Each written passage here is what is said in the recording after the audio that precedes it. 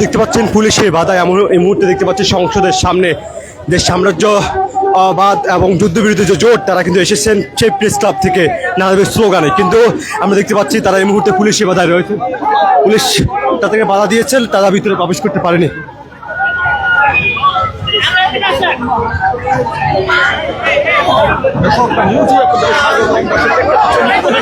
দর্শক দেখতে পাচ্ছেন সংসদ ভবনের একেবারে যদি মূল ফটকের সামনে তারা এখানে বাধার সম্মুখীন হন। পুলিশ তাদেরকে এখানেই তাদেরকে আটকে দেয়। আমরা দেখার চেষ্টা করছি আপনাদেরকে।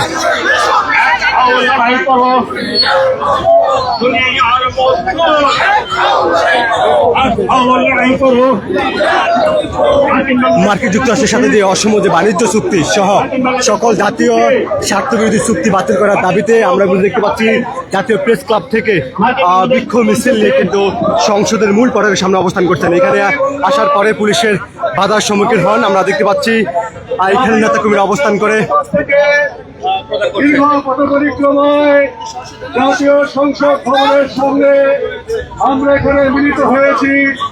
গোটা মিছিল আমাদের সুশৃঙ্খল এবং শান্তিপূর্ণ ছিল। আমাদের নেতৃবৃন্দ ইতিমধ্যে স্পিকারের কাছে স্মারকলিপি পেশ করছেন। তারা আমাদের কাছে এসে আগামী দিনের কর্মসূচি ঘোষণা করবেন। বন্ধুগণ, বলে রাখি যে জাতীয় সংসদের স্পিকার এবং সংসদ সদস্য যারা রয়েছেন তাদের প্রতি খোলা চিঠি থাকবে। ঠিক এরকম যে মার্কিন যুক্তরাষ্ট্রের সাথে যেসব বাণিজ্য চুক্তি রয়েছে তা যেন বাতিল করা হয় সেই বিষয়টি নিয়ে তারা আসলে সংসদের স্পিকার এবং সংসদ সদস্যদের প্রতি খোলা চিঠি দেওয়ার জন্য এখানে এসেছেন। এমন সেই জায়গা থেকে মূল ফটকের সামনে সদস্যের দক্ষিণ প্লাজার সামনেই মানিকমিয়া যে এভিনিউর রয়েছে এখানেই তারা আসলে পুলিশের বাধার সম্মুখীন হন। এখানে অবস্থান করছেন এবং তারা এখানে নেতৃবৃন্দ যারা রয়েছেন তারা কিন্তু এখানে তাদের বক্তব্য দিচ্ছেন। স্বাস্থ্যের জন্য টিকা কেনার দরকার ছিল, ভিটামিন এ কেনার দরকার ছিল, পোলিও রোগের টিকা কেনার দরকার ছিল, সেগুলো তারা না করে তারাই সেটা ছেড়ে দিয়েছে পরবর্তী সরকারের উপরে। আর এই গোপন বাণিজ্য চুক্তি যেটা পার্লামেন্টের মাধ্যমে পেশ করার কথা তারা 3টা দিন অপেক্ষা করতে পারলেন না। তারা জোর করে সকল মতামত উপেক্ষা করে তারা জোর করে এইভাবে বেআইনি ভাবে চুক্তি স্বাক্ষর করেছে। আমরা মার্কিন সরকারকে বলতে চাই, এই চুক্তির দায় দায়িত্ব বাংলাদেশের জনগণ নেই। আপনারা অনেক ভয়ভীতি দেখিয়ে এই চুক্তির বাধ্যবাধকতা দেখাতে চান। জনগণ যদি কোনো চুক্তিকে না মানে সেই চুক্তির কোনো মূল্য নেই। অতীতের গণ অভ্যুত্থান খুব বেশি দিন হয়নি, আমাদের দেখিয়ে দিয়েছে। আজকে মার্কিন যুক্তরাষ্ট্রে এই চুক্তির বিরুদ্ধে সেখানকার সুপ্রিম কোর্ট এই চুক্তিকে বাতিল করে দিয়েছে। প্রেসিডেন্ট ট্রাম্প নজিরবিহীন ভাবে তার কোন এক ক্ষমতা বলে এটা করেছেন। এটা মার্কিন যুক্তরাষ্ট্রের আদালত কিংবা সিনেটে এটা টিকবে না, বাতিল হয়ে যাবে। তাহলে কোন ভরসায় আমাদের সরকার কোন অদৃশ্য স্বার্থের টানাপোড়েনে এই চুক্তিকে টেনে নিয়ে যাচ্ছে? আপনারা অবিলম্বে এই ডক্টর খলিলকে এখান থেকে ছাঁটাই করুন। এই খলিলকে ছাঁটাই করে এই সমস্ত চুক্তির যে বাধ্যবাধকতা সেগুলো জাতীয় সংসদে আলোচনা করে বাতিল করুন।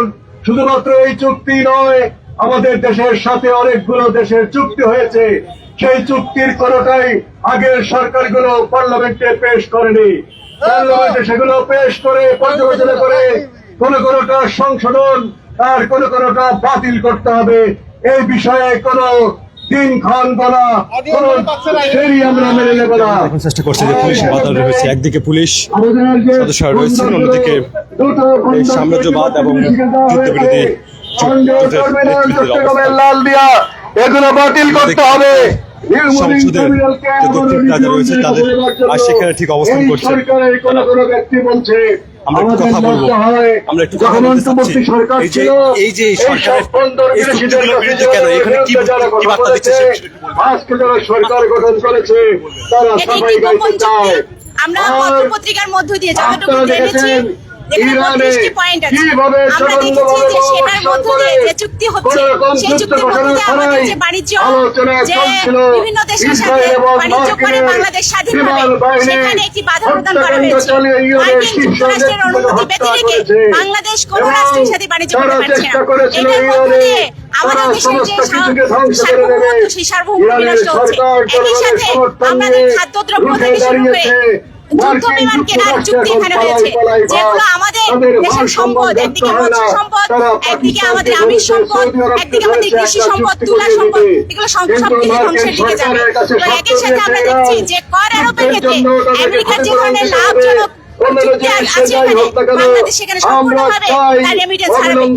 এই জায়গা থেকে আমরা এই সংসদের কাছে দাবি জানাই, অনতিবিলম্বে এই যে বাণিজ্য চুক্তি, এটি একটি গোলামীর চুক্তি, মার্কিনদের স্বার্থের চুক্তি, সেই চুক্তি বাতিল করতে হবে। সংসদের সামনে সমাধান করতে হবে। সংসদের সামনে তো অবশ্যই অবস্থান নিব। যে অন্যায্য চুক্তি, যেই গোলামী চুক্তি এই ইউনুস করে গেছে, এইটা সংসদে আলোচনা হয় নাই। আলোচনা 350 জন জনপ্রতিনিধি এখানে আছে, এদের সারা বাংলাদেশের প্রতিনিধি, তাদের কাছে অবগত করতে হবে এই মার্কিন চুক্তি শূকর আমদানির চুক্তি, শূকরের মাংস আমদানির চুক্তি, বাংলাদেশকে গোলাম বানানোর চুক্তি, এই চুক্তি বাঙালি কোনোদিন মেনে নেবে না, এই বাংলাদেশের মানুষ মেনে নেবে না। এই কারণেই স্পিকারের কাছে এবং সংসদের 350 জন সদস্যের কাছে এই স্মারকলিপি পেশ করা হবে, যাতে ওনারাও এই আন্দোলনে শরীক হয়। যেমন বাতিল করে, তারা নিজেরাই বাতিল করে যে এই আইন বা এই বাণিজ্য চুক্তি আমরা করতে দেব না। নিউ মনির টার্মিনাল, চট্টগ্রাম বন্দর, বাংলাদেশ কি বাগদা পাওয়া দেশ? 30 লক্ষ লোক রক্ত দিয়ে এই দেশ স্বাধীন করছে। এই টার্মিনাল আমেরিকাকে দেওয়ার জন্য এই নিউ মনির টার্মিনাল এবং যত সকল সুযোগ সুবিধা কার সাথে আলোচনা করে ইউনুস এই কাজটা করলো? আপনি বলেন। ইউনুস পালানোর 2 দিন আগে, নির্বাচনের কয়েকদিন আগে এই চুক্তি করছে। আমাদের নেতৃবৃন্দ, এই যে এই ঐক্যের নেতৃবৃন্দ আগে থেকেই বলছে যে এই ধরনের চুক্তি আপনারা করবেন না। টার্মিনালের চুক্তির সময় আমরা রাজপথে ছিলাম, আমাদেরকে ইউনুসের অফিসের সামনে আমাদের লোকজনকে আহত করতে পিটাইয়া ছিলেন না। কাজেই বাংলাদেশ কারো কাছে মাথা নত করে থাকবে না। এই দেশ শহীদের বিনিময়ে এই দেশ। দর্শক কেমন করছেন, আমরা একটু কথা বলবো। আপনাদের একটু বলবেন এই জায়গা থেকে আসলে বার্তাটা কি থাকবে এই মুহূর্তে?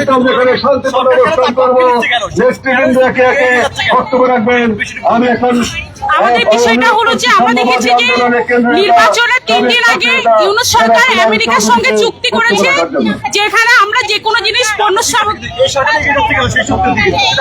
এই সরকার ব্যক্তিগত বা নিজস্ব কোনো লাভের কারণে এই চুক্তিটা হলো যে সে এগ্রি করছে। তা আমরা স্পষ্টভাবে এটাই বলতে চাচ্ছি, যেহেতু দেশ বিক্রির কোনো ধরনের চুক্তিটা আমরা এগ্রি করবো না এবং করতেও দিব না। আমরা একটা জুলাই অভ্যুত্থান করে আসছি, আমরা ওনাদেরকে স্পষ্ট হয়ে বলতে যাচ্ছি, যদি ওনারা এখান থেকে না ফিরে আসে আমরা দরকার আবার অভ্যুত্থান করবো। আমাদের দেশের সঙ্গে কোনো ধরনের আপোষ করতে আমরা কোনোভাবেই দিব না। আজকে আমাদের সংসদের সামনে অবস্থান যে আমরা সংসদে এখানে যারা আছেন সংসদের কর্মীরা, তাদেরকে আমরা ওপেন চিঠি দিব যে এই চুক্তি নিয়ে তারা ভেবে দেখবেন, এবং আমরা হলো যে এখানে যে সংসদের কাছে চিঠি দিব যে ওনারা এই বিষয়গুলো ভেবে নেবেন এবং এই বিষয়গুলো আসলে কি যৌক্তিক কিনা ওনারা সেটা নিয়ে আলোচনা করবেন। ওনারা আলোচনা করার পর যদি এটাকে এগ্রি করে, আমরা দরকার আবার ওনাদেরকে পুনরায় চিঠি দিব এবং এটাকে করতে হবে, খারিজ করতে হবে, এই চুক্তি বাতিল করতে হবে।